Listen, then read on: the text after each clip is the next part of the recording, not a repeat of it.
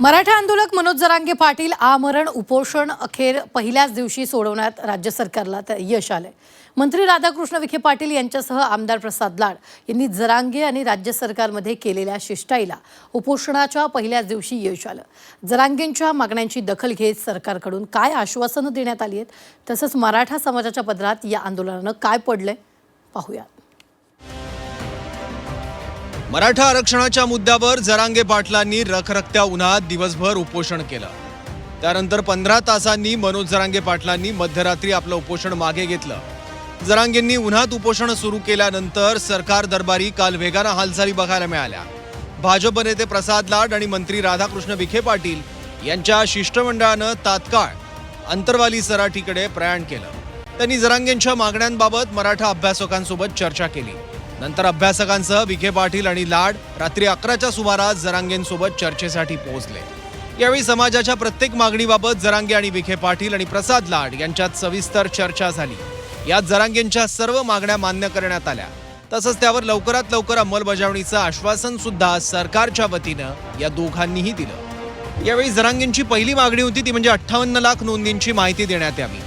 यावर शिंदे समितीने शोधलेल्या नोंदी सर्व जिल्ह्याच्या शासकीय संकेतस्थळावर उपलब्ध आहेत। संबंधित नागरिक संकेतस्थळाला भेट देऊन नोंदी बघू शकतो आणि आंदोलकांना आवश्यकता असल्यास नोंदींची प्रत काढून देण्यात येईल असं आश्वासन या दोघांनीही दिलं। त्यानंतर हैदराबाद गॅझेटनुसार कुणबी जातीचे दाखले देण्यात यावे अशी जरांगेंची मागणी होती।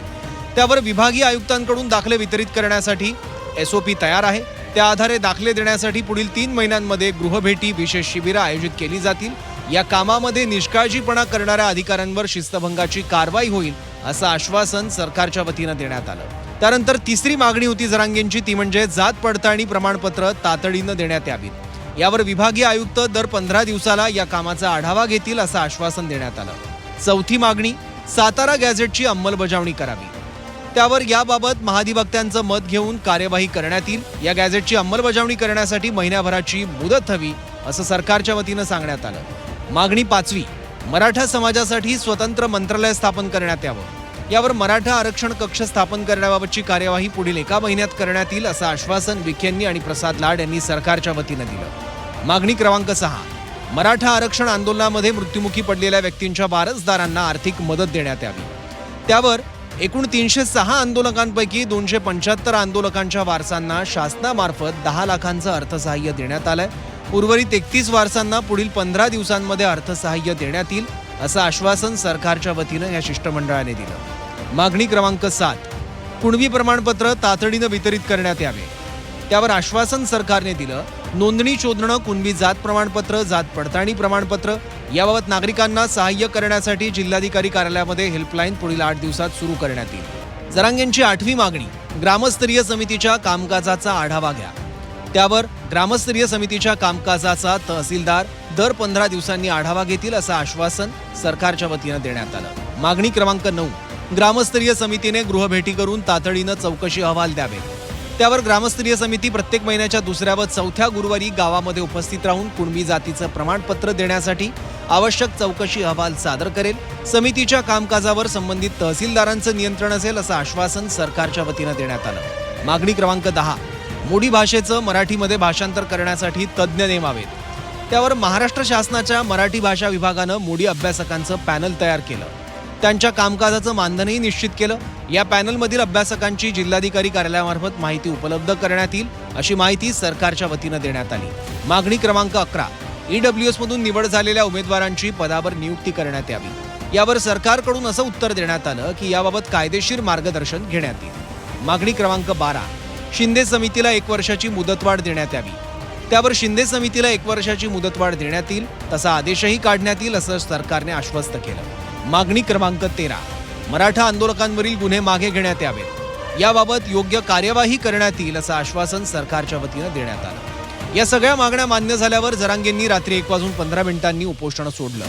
कालच्या उपोषणानंतर आज जरांगेंवर वैद्यकीय उपचार सुरू आहेत। त्यांच्या तब्येतीची विचारपूस करण्यासाठी भाजप नेते प्रसाद लाड यांनी त्यांची भेट घेऊन त्यांना परत एकदा आश्वस्त केलंय।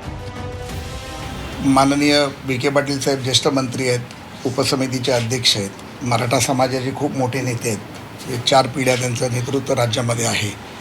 त्यांनी त्यांच्याशी बोलताना फार स्पष्ट भूमिका घेतली की काल जे काही 13-14 पॉईंट त्यांना दिले, ज्याचं नोटिफिकेशन किंवा पत्रक काढणे, त्या बाबतीत त्यांनी राज्याच्या मुख्यमंत्र्यांची देखील चर्चा केली आणि मग ते पत्रक दादांना दिलं. दादांनी ते मान्य केलं.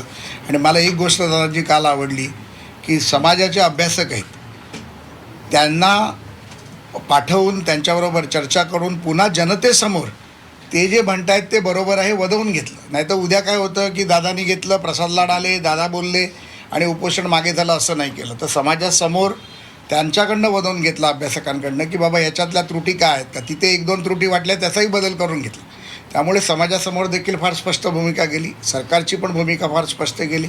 आणि मला असं वाटतं की एक कार्यकर्ता म्हणून, एक समाजाचा कार्यकर्ता म्हणून, एक मनोजदादाचा भाऊ म्हणून किंवा एक आमदार म्हणून म्हणा आता, किंवा देवेंद्रजींच्या बाजूनी सरकारमधला एक भाग म्हणून आम्हाला जेवढं समाजासाठी करता येईल ते 100% नाही तर 1,00,000% आम्ही करायचा प्रयत्न करू.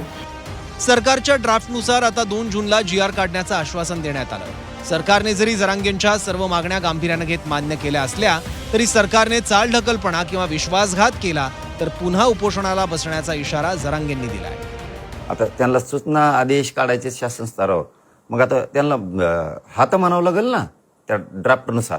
आता हा म्हणलो तर मग रविवार होता, ठीक आहे, सोमवारपासून सुरू होईल ते सगळं काम. दिलेल्या वेळेत तो विश्वास ठेवूच, नाहीच केलं तर लढायला मी सज्ज आहे ना माझ्या समाजासाठी पुन्हा.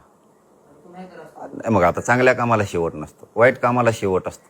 त्याचा द एंड होतो वाईट कामाचा, चांगल्या कामाचा कधीच होत नसतो. त्याला चांगल्या कामाला शेवट नसतो, सारखं लढावं लागतं तेव्हा चांगलं होत असतं. आणि चांगल्या कामाला शेवट नसतोच, आणि नसला पण पाहिजे चांगल्या कामाला शेवट. सध्या तरी राधाकृष्ण विखे पाटील आणि प्रसाद लाड यांच्या शिष्टमंडळाला जरांगेंची समजूत काढण्यात यश आलं. पण जर या मागण्यांबाबत अंमलबजावणी झाली नाही तर त्यासाठी या दोघांनाच जबाबदार धरणार असल्याचा इशारा जरांगेंनी दिलाय.